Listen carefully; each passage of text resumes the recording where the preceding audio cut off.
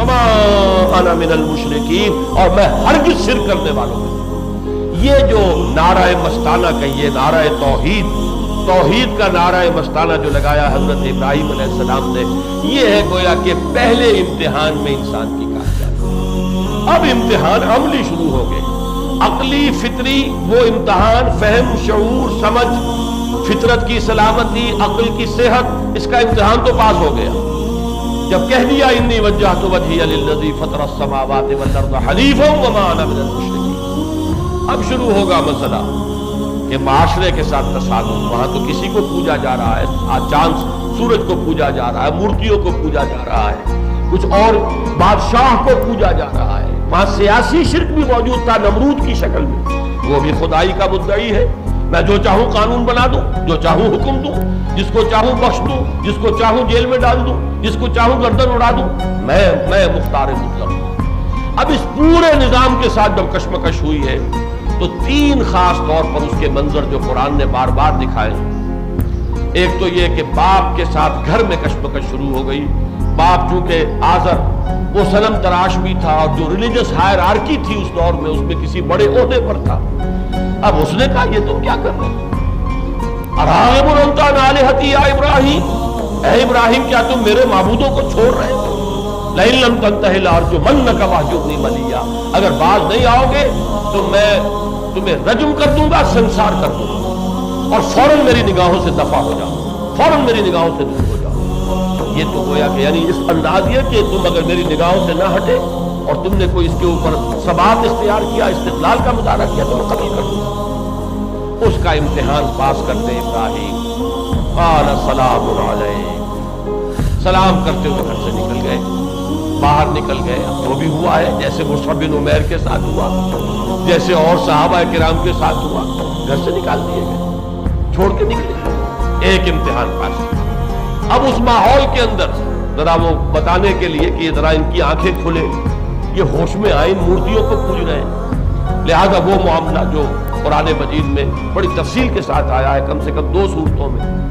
کہ ایک بڑی کوئی پوجا ہونے والی تھی، جنم اشٹمی کا کوئی دن جیسے ہوتا ہے،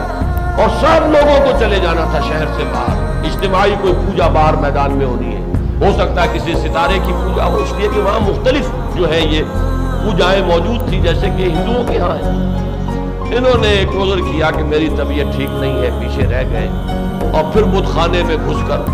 تمام کو توڑ دیا، صرف یہ کہ وہ بڑا بت جو ہے اس کو رہنے دیا، اور پیشہ جو تھا وہ اس کے کندھے پر رکھ دیا۔ اب جو قیامت صغریٰ برپا ہوئی ہوگی اس کا آپ اندازہ کیا۔ پوچھا گیا کس نے کیا یہ؟ کہا ایک نوجوان ابراہیم ہے تو صحیح، ایسا جو ذکر کیا کرتا تھا، ہم نے کبھی سیریسلی نہیں لیا اس کی بات کو، کہتا تھا، ہوا کرتا ہے۔ نو عمری میں لوگ کہا کرتے ہیں، بہت سے لوگ مسلمانوں میں بھی ایسے ہوتے ہیں نو عمری میں جو وہ کچھ فلسفہ وغیرہ پڑھ کر ادھر ادھر بہک جاتے ہیں، تو بزرگوں کو خیال ہوتا ہے کہ یہ چڑھی ہے، یہ آندھی اتر جائے گی، ٹھیک ہو جائے گا، عقل جو ہے درست ہو جائے گی، ابھی ذرا ان کی نو عمری ہے، باتیں کر رہے ہیں۔ تو اس طرح ہم کہتے تھے کہ وہ ذکر کیا کرتا تھا، یذکرہم، ان کا ذکر کرتا تھا۔ ایک فتن کا لفظ آیا، وہ ایک نوجوان، وہ ہو سکتا ہے اس نے کیا۔ اب جب پیشی ہوئی ہے، اب یہ سمجھیے یہ عزم، صبر، ثبات، حوصلہ، جرأت، ہمت، اس کا امتحان۔ پورا موب جن کے معبودوں کو توڑ پھوڑ کر رکھ دیا گیا، کیا اس وقت ان کے غیظ و غضب کا عالم ہوگا، اور کس صبر اور سکون کے ساتھ انہوں نے جواب دیا۔ اس نے کیا ہوگا یہ جو بڑا تمہارا بت ہے،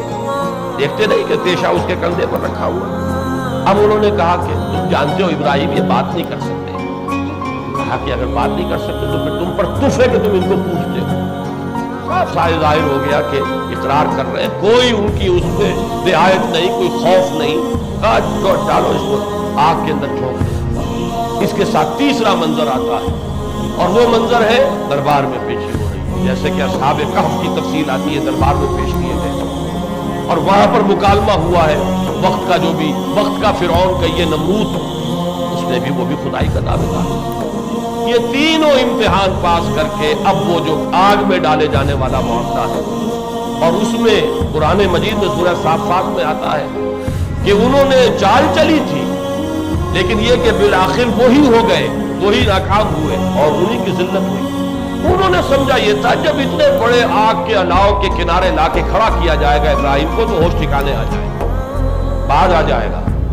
یہ سب یہ توحید وحید بھول جائے گا، اس لیے کہ اب تو آگ کے اندر ڈالا جا رہا تھا۔ لیکن یہ کہ ناکام وہ ہوئے، ابراہیم نے چھلانگ لگا دی، بے خطر کود پڑا آتش نمرود میں، عشق عقل ہے محو تماشائے لبے بام ابھی۔ اگر حضرت خباب بن الارت رضی اللہ تعالیٰ عنہ دہکتے ہوئے انگاروں پر لیٹ گئے ہیں تو جرت تو وہی ہے نا، معاملہ تو ایک ہی ہے، تاریخ تو اپنے آپ کو دہراتی ہے، شکلیں بدلتی ہیں۔ حضرت ابراہیم نے اس کے اندر چھلانگ لگائی ہے اور اللہ تعالیٰ نے اسے ان کے لیے یادارو پوری بردن وسلام علی ابراہیم، وہ اللہ کا فیصلہ جو اس نے کیا۔ پھر وہاں سے ہجرت، ملک کو خیر بات کہہ کے اپنے وزیروں کو، رشتہ داروں کو،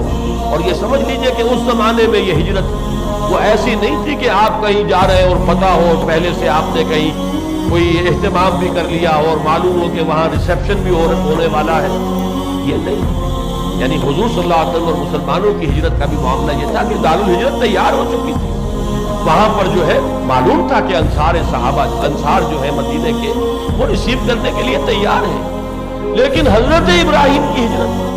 اس دور میں حضور صلی اللہ علیہ وسلم سے بھی یوں سمجھیے کہ 2500-3000 برس قبل کی بات، یہ تو بالکل جس کو کہیں کہ ایک اندیکھی دنیا میں، اور جہاں کوئی پتہ نہیں کہ کیا حالات پیش آنے والے ہیں، گھر بار چھوڑ کر نکل جانا اس معنی میں۔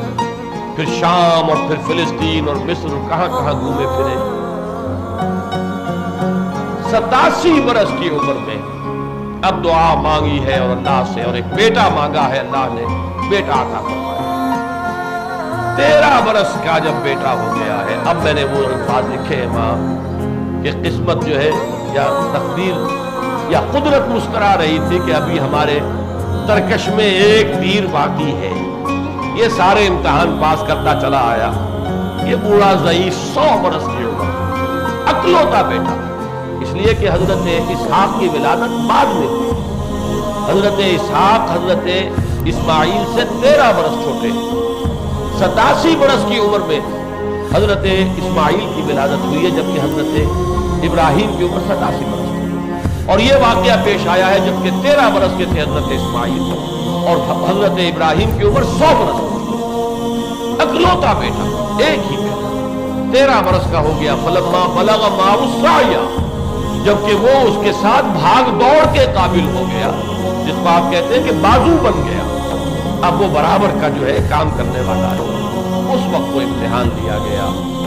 یا بنی انی ارا فی المنام انی اذبحک فانظر ماذا تری۔ اور جب وہ بوڑھا 100 برس کا بوڑھا باپ جب وہ تیار ہو گیا ہے اور اس نے زمین پر لٹا بھی لیا ہے اپنے اس اکلوتے نور چشم کو، تب پھر پکارا گیا، قد صدقت الرؤیا، اے ابراہیم بس امتحان تھا مطلوب، اس سے آگے نہیں، تم امتحان میں پورے ہو گئے، یہ بہت بڑے، ان ھذا لہو البلاء المبین، اس میں کوئی شک نہیں کہ یہ بہت بڑا امتحان تھا۔ تو میں نے عرض کیا ہے وہاں پر اس اپنے مضمون میں کہ اب اس سے بڑی تو شاباش کوئی نہیں ہو سکتی کہ ممتحن کہے کہ امتحان بڑا کڑا تھا۔ یہاں جس کا امتحان لیا جا رہا تھا اس نے ہمت نہیں ہاری ہے، گویا کہ آخری بات جو آئی ہے وہ ممتحن کی طرف سے، ان ھذا لہو البلاء المبین، اے ابراہیم واقعتاً یہ بڑا کڑا امتحان، اس لیے کہ اللہ کو تو معلوم ہے کہ اس نے اب انسانی فطرت میں کیا کچھ رکھا ہے، کیا کچھ عواطف ہے، میلانات ہے، کس کس شے سے محبت ہے، کس کس چیز کے ساتھ انسان کو کتنی ایک مناسبت ہے، وہ جانتا ہے۔ تو ایک اکلوتا بیٹا، ایک 100 برس کے بوڑھے باپ کا، وہ اگر تیار ہو گیا ہے اسے اللہ کے حکم سے ذبح کرنے کے لیے، اب اس سے آگے کون سا امتحان ہوگا؟ آپ کو معلوم ہے بابر نے ہمایوں کے گر چکر لگا کر کہا تھا کہ میں اس کا مرض دیتا ہوں، اللہ اس کو شفا دے اور میں حاضر ہوں۔ تو باپ تو اپنی زندگی دیتا ہے بیٹے کے لیے، یہاں یہ ہے کہ 100 برس کا بوڑھا باپ جو اللہ کے حکم سے اپنے بیٹے کی جان دے رہا ہے، یہ ہے در حقیقت جس کے لیے کہ اب یہ شعیرہ ہے تا قیام قیامت، اس پورے شعور کو تازہ کرنے کے لیے یہ قربانی کا اگر یہ مادہ پیدا ہوتا ہے، اگر امتحانات میں اس طریقے سے کامیابی کے لیے جذبہ کوئی ابھرتا ہے کہ آخر ابراہیم بھی انسان تھے، ٹھیک ہے، یہ جو کچھ انہیں مقام حاصل ہوا ہے یہ انہیں پیدائشی طور پر ایسے ہی نہیں دے دیا گیا، ویسے تو اللہ کے ہاں علم خداوندی میں تو سب کچھ پہلے سے طے ہے، لیکن ابراہیم نے عرض کیا۔ یہ میں عرض کرنے کا لفظ جو میں بیان عرض کر رہا ہوں کہ یہ سب کچھ اختصار ہے، محنت ہے، امتحانات پاس کیے ہیں، پرائمری کا امتحان، مڈل، میٹرک، پھر ایم اے کیا، سارے امتحانات پاس کیے تب یہ مقام حاصل ہوا۔ یہی وجہ ہے کہ سورہ بقرہ کے 15ویں رکوع میں الفاظ یہ آئے وَإِذِ ابْتَلَىٰ إِبْرَاهِيمَ رَبُّهُ بِكَلِمَاتٍ فَأَتَمَّهُنَّ قَالَ إِنِّي جَاعِلُكَ لِلنَّاسِ إِمَامًا قَالَ وَمِن ذُرِّيَّتِي قَالَ لَا يَنَالُ عَهْدِي الظَّالِمِينَ۔ جبکہ ابراہیم کو اس کے رب نے بڑے بڑے امتحانات میں جانچا اور پرکھا۔ بِكَلِمَاتٍ، یہ جو نکرہ ہے آیا ہے یہاں پر بجائے معرفہ کے، بڑے بڑے امتحانات، بہت بڑے بڑے کٹھن امتحانوں میں سے جب وہ گزر گئے کامیابی کے ساتھ، فَأَتَمَّهُنْ، ان سب کو اس نے پاس کر لیا، سب میں کامیاب ہو گیا۔ تب کہا انی جاعلک للناس اماما، اے ابراہیم اب تم اس مقام پر آ گئے ہو کہ تمہیں ہم نے پوری نوع انسانی کے لیے امامت عطا کر دی، امام الناس۔ اب جب وہ سوال کرتے ہیں وَمِن ذُرِّيَّتِي قَالَ لَا يَنَالُ عَهْدِي الظَّالِمِينَ، یہ کوئی نسلی مسئلہ نہیں ہے، ہاں تمہاری نسل کے ساتھ معاملہ رہے گا، لیکن ان میں سے جو ظالم نہیں ہوں گے، مشرک نہیں ہوں گے، جو تمہاری روش اختیار کریں گے، تمہاری پیروی کریں گے، اسی توحید اور تقوی کی روش اختیار کریں گے، ان کے ساتھ وعدہ ہے۔